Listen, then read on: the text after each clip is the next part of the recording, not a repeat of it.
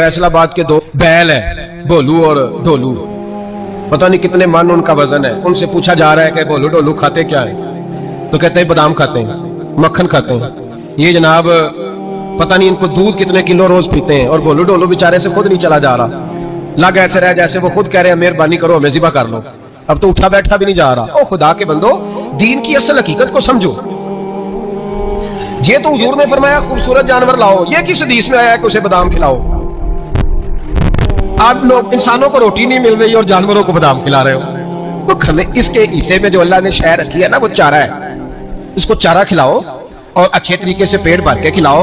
जानवर को पेट भर के चारा खिलाया जाए तो जितनी उसकी तबीयत होती है उस हिसाब से वो सेहतमंद हो जाता है। बाकी ये तो आप किसी शख्स को इतना खिला दे कि उसका पेट इतना बड़ा हो जाए, फूल जाए, तो वो बेचारा तकलीफ में आएगा कि नहीं आएगा? ये किस किस्म का माहौल है? एक बकरा बिका है लाहौर में और सेठों ने शर्तें लगाई हुई हैं, मैं 5 लाख का लाया हूं तो मैं 9 लाख का। ये क्या चक्कर हुआ? मुझे इतना खिलाया जी, इसको फलां चीज, ये किसने कहा है खिलाने का? बादाम खाना किस हदीस में आया? किस सहाबी ने अपने बकरे को बादाम खिलाए? किसने मक्खन खिलाया? किसने पेड़े खिलाए? बस करो, अजीब तमाशा लग गया है। और यहां तो इतनी बुरी हालत हो गई है कि औरतें नाचने लगी हैं कुर्बानी के जानवरों के आगे, बीबियां बेचने लगी हैं। अल्लाह के गजब को आवाज ना दो। ये कुर्बानी है कि हर चीज का, मजहब की हर शय का मजाक बना दिया है। जिस दीन ने औरत की अपनी कुर्बानी भी हो तो उसको ज़िबा करने की इजाजत नहीं दी, मर्द ज़िबा करेगा। जो दीन कहता है कि औरत ज़िबा नहीं करेगी, वो औरत बेच सकती है अल्लाह के जानवर।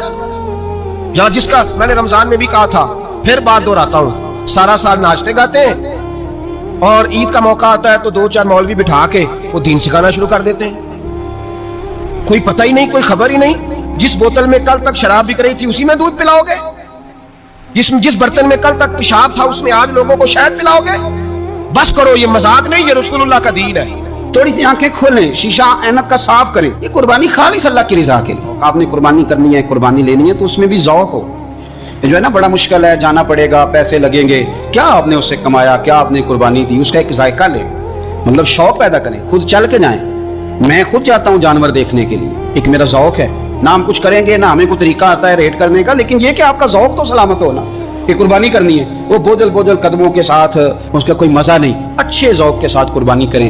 फिर एक दफा कह देता हूँ, खरीदने से पहले ही फ्रिज ना ठीक करानी शुरू कर दें। देखो, कुर्बानी की जो लोग इस्तात रखते हैं मेरे दोस्त, वो तो वैसे ही सारा साल गोश्त खाते हैं। अब तो कोई घर बचा ही नहीं। अब तो जो मिडिल क्लास लोग हैं वो भी हफ्ते में एक दफा गोश्त जरूर खाते हैं, और गोश्त का इतना मसला भी नहीं है। अब मेरा ख्याल है सब्जी भी उतनी की आती है जितने का गोश्त आता है। तो आप थोड़ा सा आगे बढ़े, थोड़ी ना आंखें खोलें। अमीरों के ताल्लुक अमीरों के साथ बन जाता है तो वो समझते हैं सारी दुनिया ही अमीर है। कारोबारी लोगों के ताल्लुकात कारोबारी लोगों के साथ होते हैं तो समझते हैं सारे लोग ही कारोबारी हैं। थोड़ी सी आंखें खोलें, शीशा ऐनक का साफ करें, थोड़ा सा पलट के ना नीचे भी देखें। जिस आदमी को झुकना नहीं आता वो तो पैरों में पड़ी चीज नहीं उठा सकता। थोड़ा देखें, जो गरीब इलाके हैं, गरीब, वहां गोश्त पहुंचाने का आज खुद एहतमाम करें, बंदोबस्त करें, और उन लोगों की लिस्टें आपके पास होनी चाहिए जहां आपने ये एहतमाम करना है। बाकी वो जो हमारा तरीका है तोहफा देने और तोहफा लेने का कि एक प्लेट आएगी तो फिर एक प्लेट मेरी जाएगी, इससे थोड़ा सा निकल आए। ये कुर्बानी खालिस अल्लाह की रजा के लिए। इसके अंदर ये तकल्लुफात नहीं पैदा करें। कोशिश फरमाएं कि सारे का सारा गोश्त तकसीम हो जाए। जिस तरह सारा गोश्त घर में रखना जायज़ है ना, तो सारा बांट देना भी जायज़ है। आप यकीन करें, क्योंकि मेरा थोड़ा सा तालिब इल्म मज़हब का, तो लोग दीन की बातें पूछते रहते हैं। मुहर्रम में लोग फ़ोन करके पूछते हैं, जब ईद गई को 20 दिन बीत जाते हैं, कि जी मुहर्रम शरीफ में ईद का गोश्त खाना जायज़ है?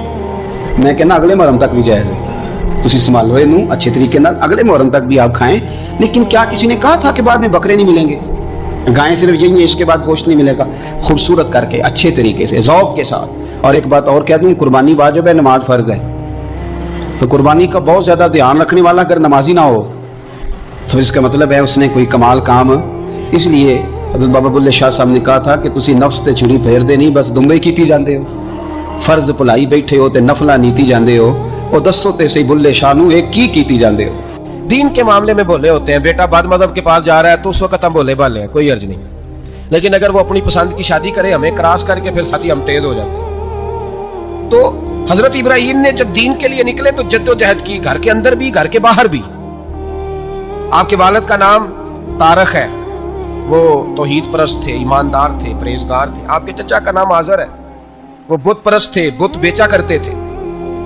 हजरत सैयदना इब्राहिम अलैहिस्सलाम जब मैदान अमल में निकले तो हजरत इब्राहिम अलैहिस्सलाम ने अपने घर से जिहाद शुरू किया, लड़ना पड़ा।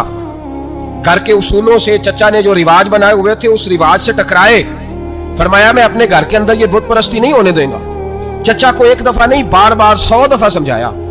आपका चचा बुत बना के बेचा करता था। हजरत इब्राहिम अलैहिस्सलाम थोड़े बड़े हुए तो कहने लगा कि चलो मेरे साथ, तुम भी बुत बेचने हैं, हमारा कारोबार है। हजरत इब्राहिम साथ निकले तो बुत पकड़ा है, गंदे पानी के अंदर उस बुत को डुबोते हैं। कहते हैं किसी ने खरीदना तो खरीद लो, ना ये नफा दे सकता है ना नुकसान दे सकता है।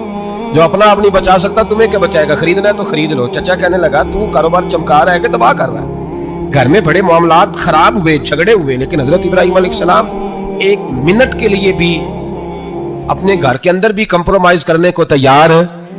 ये थोड़ा मुश्किल मैंने पहलू छेड़ दिया है, ये थोड़ा मुश्किल पहलू छेड़ दिया है। थोड़ा समझदार आदमी है पर बीवी से पर्दा नहीं करा सकता, सियाना है, पंचायत का बंदा है, जो इससे आप कहेंगे वो बात ये सुनाएगा, लेकिन कहता नहीं जी मैंने कोशिश कर ली है। किस किस्म की कोशिश है साहब, कैसे हो गया? हजरत इब्राहिम अलैहिस्सलाम ने घर के अंदर से फरमाया नहीं करने दूंगा, घर के अंदर भी टकराए। फरमाया तुम जो भी हो पाश पाश किया चचा के उसूलों को, और बाहर जब निकले तो सिर्फ इलाके के चेयरमैन से नहीं टकराए, एमपी एमएनए वजीर मुशीर से नहीं टकराए, सुपर पावर नमरूद दुनिया का वाहिद हुक्मरान था। उस वक्त दूसरा कोई हुक्मरान ही नहीं था, अकेले हुक्मरान से जाकर टकराए।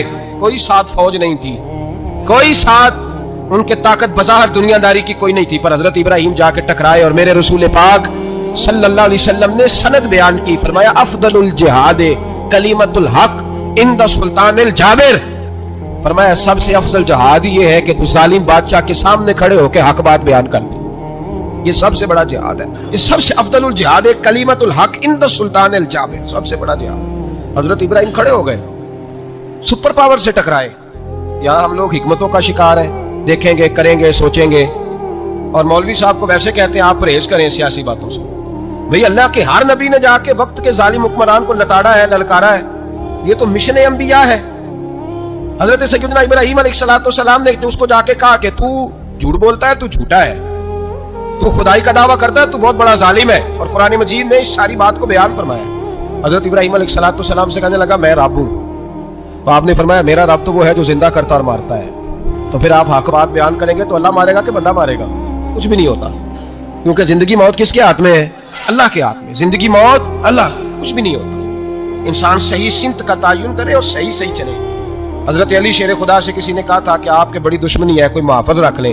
आप फरमाने लगे मौत खुद बहुत बड़ी मुहाफिज है, वक्त से पहले आती ही नहीं, बड़ी मुहाफिज है। वक्त से पहले अल्लामा नूरानी रहमतुल्लाह ताला अलैह कराची जैसे शहर में रहा करते थे, जहां गांव गांव पे खतरा था। लोगों ने कहा हजरत इतने बड़े लीडर हो, आपकी जमात की 62 सीटें हुई कौमी असेंबली में, एक ऐसा वक्त भी आया तो कोई एक आदमी बंदूक वाला।